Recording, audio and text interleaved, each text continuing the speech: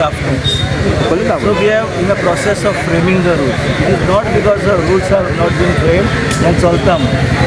That process is different. There is a law which we can stop. So rules are under process. Framing of rules are under process.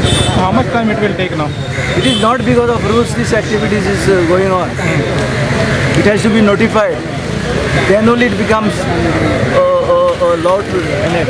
It's a temporary measure now. What is the department will do regarding this I will activity? not disclose what I have spoken. I will implement. I can't disclose to you what type of strategy, how to tackle this. I have my own ways of handling this.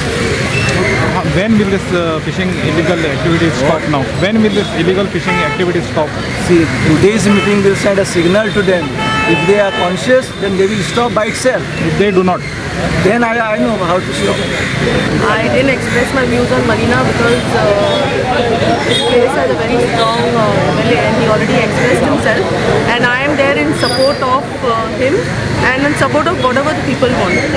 So I left it for him, since it is his constituency, for him to express his feelings of the Marina, but I will stand by him and the people.